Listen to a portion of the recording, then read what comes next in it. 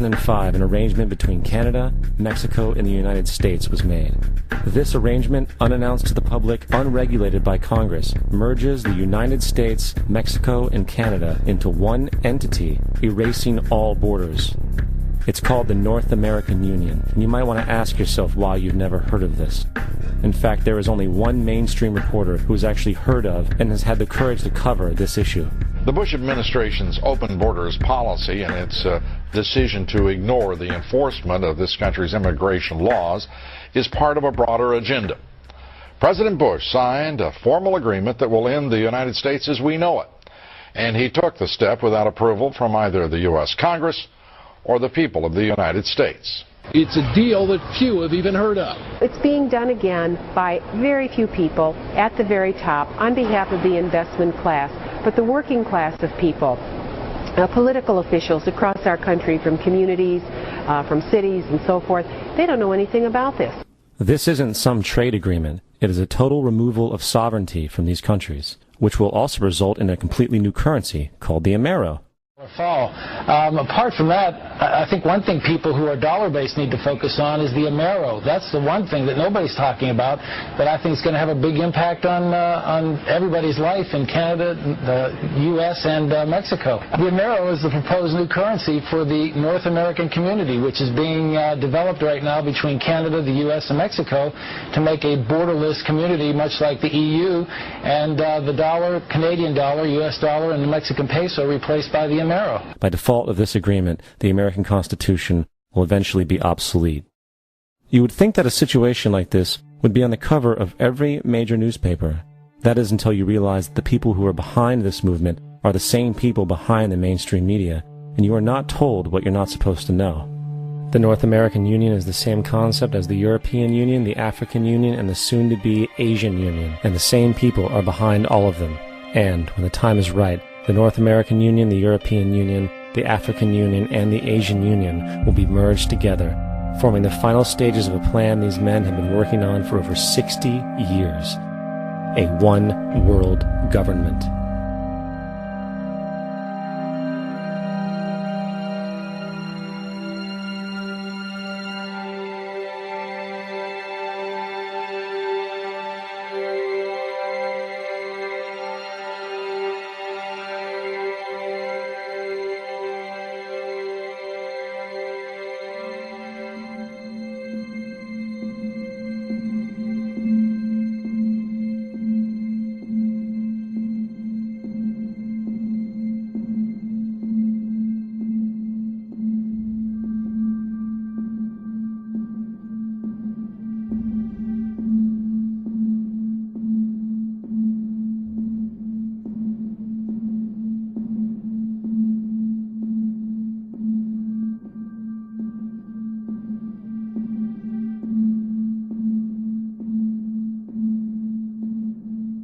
One bank, one army, one center of power.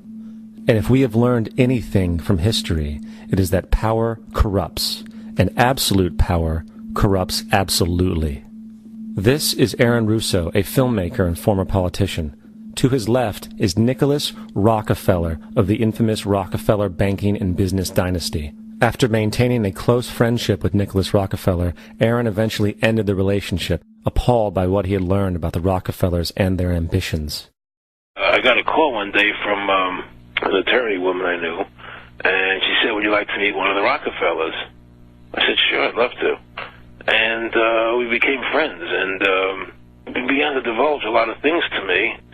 So he said to me one night, he said that there's going to be an event there, and out of that event, you're going to see we're going to go into Afghanistan, so we can run pipelines from the Caspian Sea. We're going to go into Iraq to take the oil and establish a base in the Middle East, and we're going to go into Venezuela and try and get rid of Chavez. And the first two they've accomplished. Chavez they didn't accomplish. And he said you're going to see guys going into caves looking for looking for people that they're never going to find. You know, he was laughing about the fact that you have this war on terror. There's no real enemy. He's talking about how by having this war on terror, you can never win it because it's an eternal war. And so you can always keep taking people's liberties away. And I said, how are you going to convince people that this war is real? He said, but the media.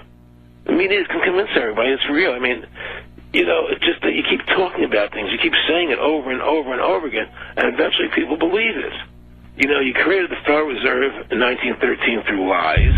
You create 9/11, which is another lie. Through 9/11, then you're fighting a war on terror, and now all of a sudden you go into Iraq, which was another lie, and now they're going to do Iran. You know, and it's all one thing leading to another, leading to another, leading to another. Now, I would say to them, what are you doing this for? What's the point of this thing? You have all the money in the world you ever want. You have all the power. I said, you know, you're hurting people. It's not a good thing. And he would say, what do you care about the people for? Take care of yourself and you take care of your family. And then I said to him, what are the ultimate goals here? He said, the ultimate goal is to get everybody in this world chipped with the RFID chip and have all money be on those chips and everything on those chips. And if anybody wants to protest what we do or violate what we want, we just turn off their chip. That's right, microchipped. In 2005, Congress, under the pretense of immigration control and the so-called war on terrorism, passed the REAL ID Act, under which it is projected by May 2008, you will be required to carry around a federal identification card, which includes on it a scannable barcode with your personal information. However, this barcode is only an intermediary step before the card is equipped with a VeriChip RFID tracking module, which will use radio frequencies to track your every move on the planet. If this sounds foreign to you, please note that the RFID tracking chip is already in all new American passports. And the final step is the implanted chip, which many people have already been manipulated into accepting under different pretenses.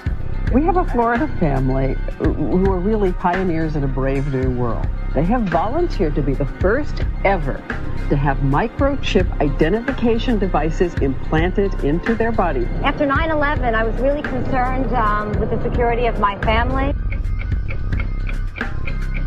I wouldn't mind having something planted permanently in my arm that would identify me.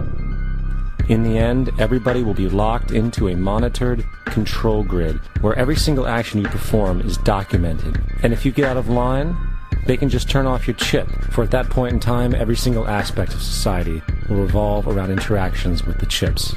This is the picture that is painted for the future if you open your eyes to see it. A centralized one-world economy where everyone's moves and everyone's transactions are tracked and monitored, all rights removed. The most incredible aspect of all. These totalitarian elements will not be forced upon the people. The people will demand them. For the social manipulation of society through the generation of fear and division has completely detached humans from their sense of power and reality. A process which has been going on for centuries, if not millennia. Religion, patriotism, race, wealth, class, and every other form of arbitrary, separatist identification and thus conceit has served to create a controlled population, utterly malleable in the hands of the few.